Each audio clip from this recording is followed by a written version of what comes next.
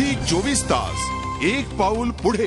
जर्मनीनं शेवटच्या league match मध्ये डेन्मार्कचा 2-1 पराभव करत दिमाखात क्वार्टर फायनल मध्ये प्रवेश मिळवलेला आहे। जर्मनीनं लीग मधील सर्व मॅचेस जिंकण्याची देखील किमया केलेली आहे। पोडल्स्की आणि बेंडरनं जर्मनी करता गोल्स झळकावले, तर डेन्मार्क तर्फे क्रॉन डेलीनं एकमेव गोलची नोंद केली। डेन्मार्क विरुद्ध खेळण्याकरता उतरलेली जर्मनी शेवटच्या लीग मॅचमध्ये सोपा विजय मिळवेल अशी सर्वांनाच आशा होती। मात्र डेन्मार्कनं जर्मनीला कडवी टक्कर दिल्यानं मॅच रंगतदार झाली। अखेर फुल टाइममध्ये जर्मनीनं 2 विरुद्ध 1 गोलनं डेन्मार्कचं आव्हान मोडीत काढत दिमाखात युरो कपच्या क्वार्टर फायनलमध्ये प्रवेश केला। मॅचच्या सुरुवातीपासूनच जर्मनीनं डेन्मार्कच्या गोलपोस्टवर हल्ले चढवत आपले मनसुबे स्पष्ट केले होते। मात्र डेन्मार्कच्या डिफेन्सनं त्यांची डाळ शिजू दिली नाही। अखेर 19व्या मिनिटाला पोडल्स्कीनं जर्मनीच्या गोलचं खातं उघडलं। जर्मनीचं प्रतिनिधित्व करणाऱ्या पोडल्स्कीची ही 100वी आंतरराष्ट्रीय मॅच होती।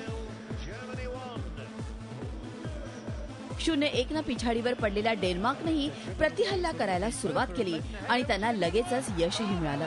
24व्या मिनिटाला जेकबसननं मारलेल्या पेनल्टी किकला बेंटनरनं हेडरद्वारे दिशा दिली आणि क्रॉन डेलीने हेड टच देत बॉल गोल पोस्टमध्ये ढकलला। मॅचमध्ये लगेचच झालेल्या बरोबरीमुळे डेन्मार्कच्या फॅन्सनी स्टेडियममध्ये एकच जल्लोष केला। फर्स्ट हाफ बरोबरीत संपल्यामुळे सेकंड हाफमध्ये जर्मनीनं आक्रमणावर अधिक भर दिला।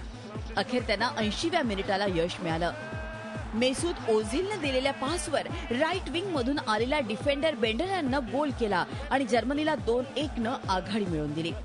अखेर फुल टाइम पर्यंत आघाडी कायम राखलेल्या जर्मनीनं लीग मधील 3ऱ्या विजयाची नोंद केली। क्वार्टर फायनलमध्ये अजिंक्य राहिलेल्या जर्मनीची गाठ पडणार आहे ती ग्रीसशी। झी 24 ताससाठी ब्युरो रिपोर्ट, मुंबई। झी 24 तास एक पाऊल पुढे।